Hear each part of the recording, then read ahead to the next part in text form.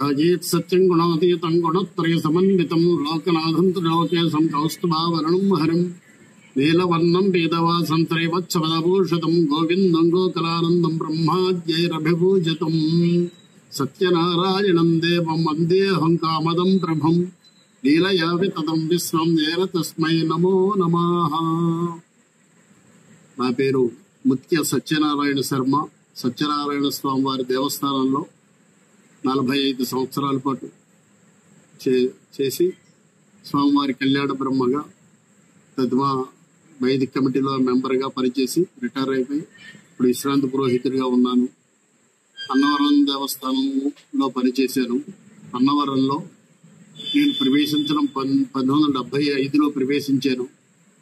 అప్పట్లో మా నాన్నగారు పాలంగిపట్ట గ్రామూర్తి గారు, గాంజన్ రామన్ గారు, అంతా సోమనాథం గారు, చామర్తి వెంకట్రావు గారు, నాగభట్ల కామేశ్వరరావు గారు ఇత్యాది పెద్దవాళ్ళందరూ కూడా కలిపి అన్నవరంలో ఎవరైనా బ్రాహ్మడు వస్తే భోజనం చేయాలి అంటే వాళ్ళింటికో వాళ్ళింటికో వెళ్ళాల్సిన పరిస్థితి వచ్చింది. అప్పుడు వీళ్ళందరూ కూడా అప్పుడు పురోహితులు, వేద పండితులు, అర్చకులు, పెద్ద అర్చకులు నారాయణ గారు, అలాగే గాడిపల్లి రాజు గారు, అఖ్యాదయ వేద పండితులు ఉపాధ్యాయ నాయజ్ఞేశ్వర గణపతి గారు, శ్రీపాద సుబ్బావధానులు గారు, చెట్టి శివ నరసింహ గణపతి వీళ్ళందరూ కూడా కూర్చొని అన్నవరంలో ఒక బ్రాహ్మణ అన్నదాన సత్రం నెలకొల్పాలి అని నిర్ణయం చేసుకుని 1987లో చాగంటి కామేశ్వరరావు గారి దగ్గర, చామగంటి నాగేశ్వరరావు గారి దగ్గర మన కరణం గారి వీధిలో ఒక స్థలం ఇల్లు పెంకుటిల్లు కొనడం, దాన్ని భక్తులు ఇచ్చినటువంటి దాతలతో 3 ఫ్లోర్లు వేయడం, నిత్యము కూడా వచ్చిన వాడికి భోజనం పెట్టడం ఇత్యాదయ జరుగుతున్నది. అందులో చాలా కార్యక్రమాలు కూడా జరిగాయి. కూడా పెళ్లిళ్ళు అనేకం జరిగేవి. మన పురోహితుల పెళ్లిళ్ళు అయితేనే, బ్రాహ్మణ పెళ్లి అయితేనే ఎక్కువ బ్రాహ్మణులకే ఇచ్చారు తప్ప పై వాళ్ళకి ఎవరు ఇవ్వలేదు. బ్రాహ్మణ పెళ్లి అయ్యే ఉపనయనాలు, సామూహిక ఉపనయనాలు కూడా చేశారు. అలాగే చాలా మంది పండితులకి చేతికి సింహాచలాటాలు వేయడం, అలాగే కాళ్ళకి గండబండేరాలు వేయడం ఇవన్నీ కూడా చేశారు.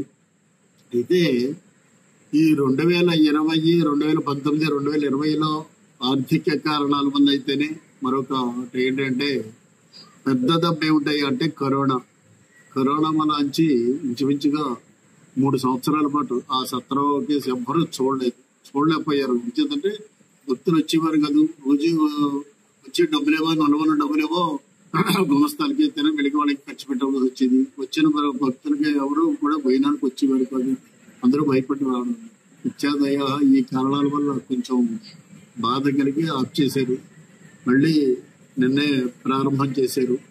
ఇప్పుడు వచ్చిన భక్తులు ఎవరైనా ఉంటే స్వచ్ఛందంగా వచ్చి బ్రాహ్మణులు ఎవరైనా సరే వచ్చి భోజనానికి రావచ్చు, వివాహ ఉపనయనాలు చేసుకోవచ్చు.